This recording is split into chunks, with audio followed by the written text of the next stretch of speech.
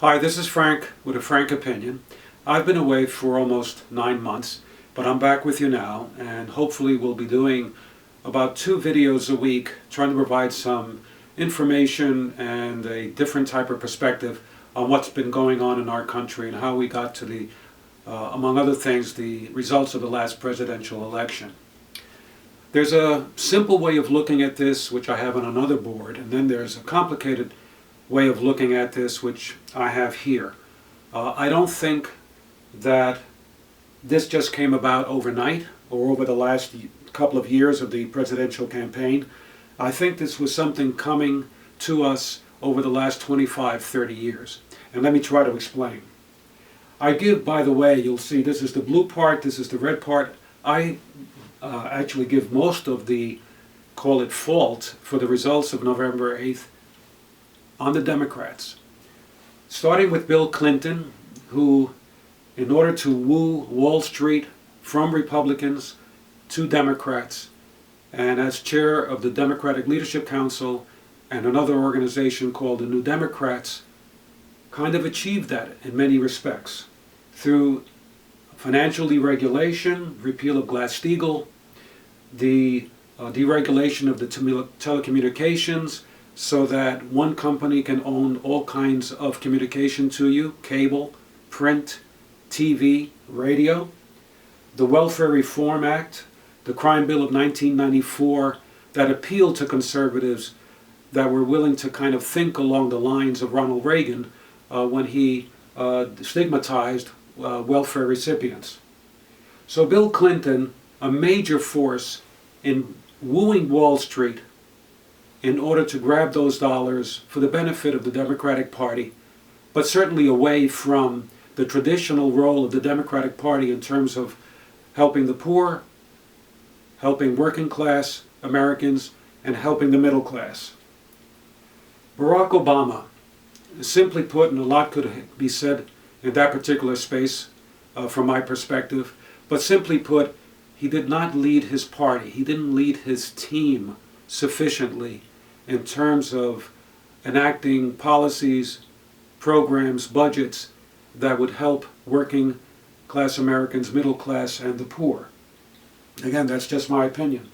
And then you have this blue, still Democrats, the DNC, which basically shifted all the levers in favor of the candidate of their choice rather than being more open, which is the normal role for the DNC, and giving Martin O'Malley and Bernie Sanders a fair shot, and congressional Democrats that have been hiding behind the bushes, not proceeding even when they had the control of all three parts of government, the President, the White House, the Senate, and the House. They did not move, amongst other things, tax reform bills that would have provided major revenues for their initiatives, helping the supposed targets of their party.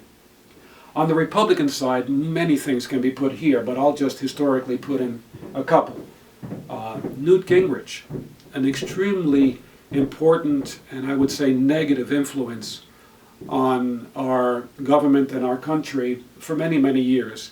He basically came up with the strategy, brilliant, of demonizing government, doubling down on Ronald Reagan's famous "government is not the solution, it's the problem," and making Americans hate government so much that they would want to defund it, that they would want to get out en masse their elected officials, they would want change.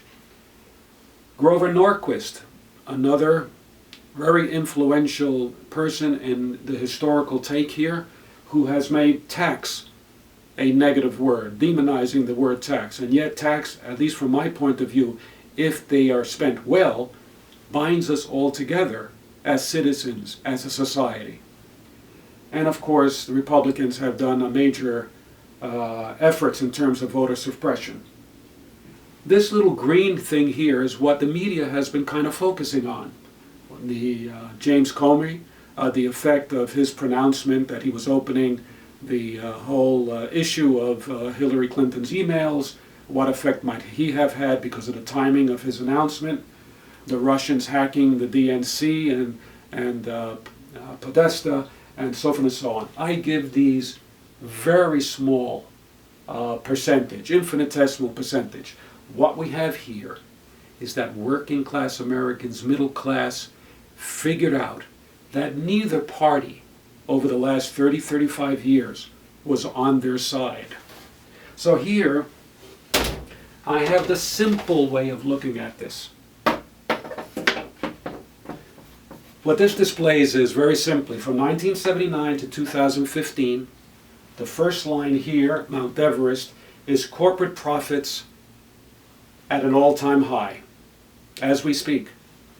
This line here, corporate cash at an all-time high.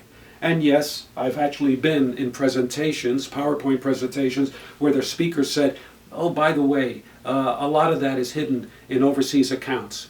All that tax money that could benefit college students, single payer, all kind in infrastructure, etc. And what do we have here? Wages from 1979 to 2015. That's what people intuitively understood in their gut.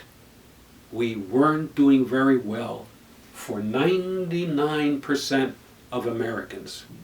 So regardless of whether you are conservative, liberal, Republican, Democrat, Green Party, whether you're Muslim, whether you're Christian, whether you're Jewish, whether you're black, whether you're Native American or white, you're all in the same boat.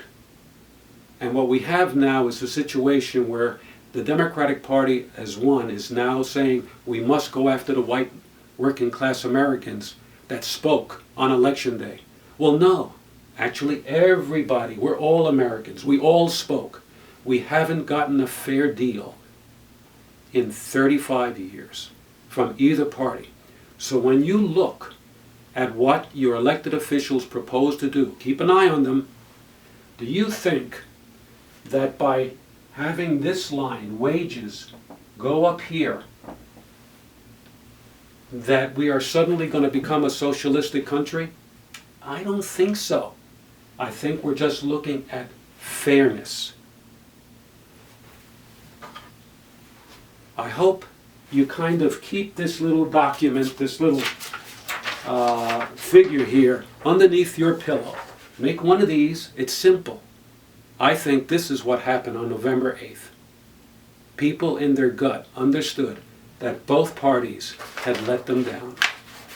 That's today's frank opinion. Glad to be with you.